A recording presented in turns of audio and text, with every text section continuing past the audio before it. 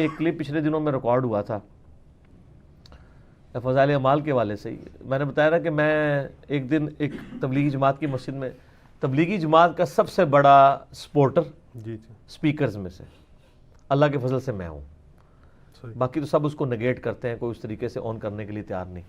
میں بڑی محبت کرتا ہوں تبلیغی جماعت سے, لیکن علمی اختلاف تو اپنی جگہ. تو وہ فضائل اعمال میں سے درس ہو رہا تھا مسجد کے اندر نا, ظہر کی نماز پڑھ کے فارغ ہوئے تو میرے ساتھ میرا بچہ تھا, 10 سال بمشکل اس کی عمر ہے, اور دوسرے کی تقریباً 8.5 سال. تو میں نے ان کو پابند کیا ہوا ہے کہ جب نماز ظہر ہو جائے تو تم بھی درس سن لیا کرو, تو وہ بھی درس میں بیٹھ گئے.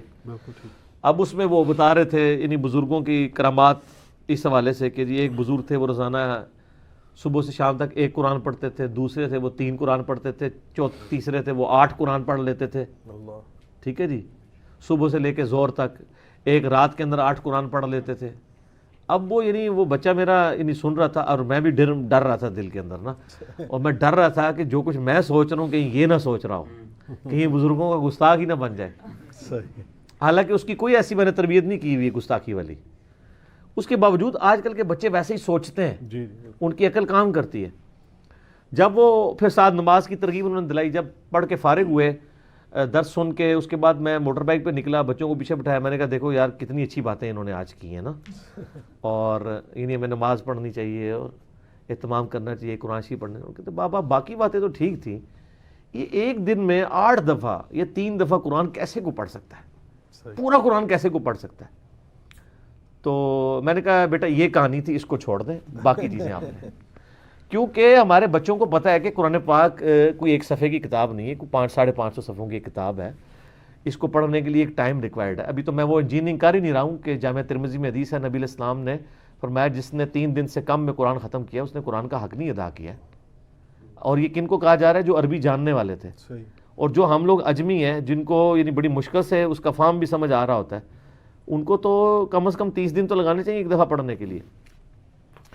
تو وہ کتنی سپیڈ سے وہ پڑھتے ہوں گے, یا ہو سکتا ہے وہ جو صحیح مسلم میں حدیث ہے کہ سورۃ الاخلاص 3 قرآن کے برابر ہے, تو 8 یا 24 وہ 24 دفعہ سورہ اخلاص پڑھ لیتے ہوں, تو 3 مطلب 8 قرآن کا ثواب مل جاتا ہوں. یہ ہو سکتا ہاں, اینڈ رزلٹ تو یہی ہے, یہی چانسز ہے.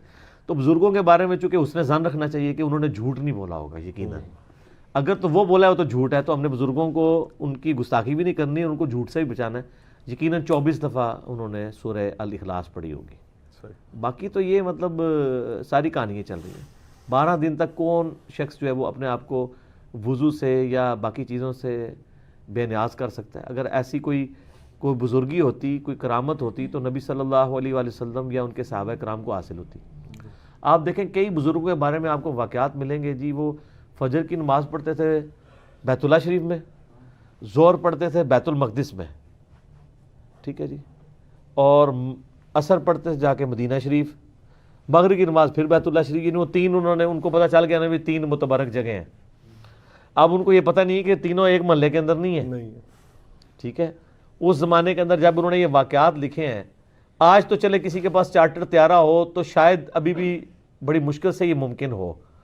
جب یعنی بیت المقدس کا سفر آلموسٹ 1 سے 1.5 مہینے کی مسافت تھی مکہ شریف سے, اس زمانے میں آپ یہ دعویٰ کر رہے ہیں کہ فجر کی نماز وہ پڑھ رہے ہیں مکے میں, اور ظہر پڑھ رہے ہیں بیت المقدس میں, اور عصر پڑھ رہے ہیں مدینہ شریف کے اندر, تو سر یہ فضیلت تو صحابہ کرام کو بھی حاصل نہیں ہوئی ہے.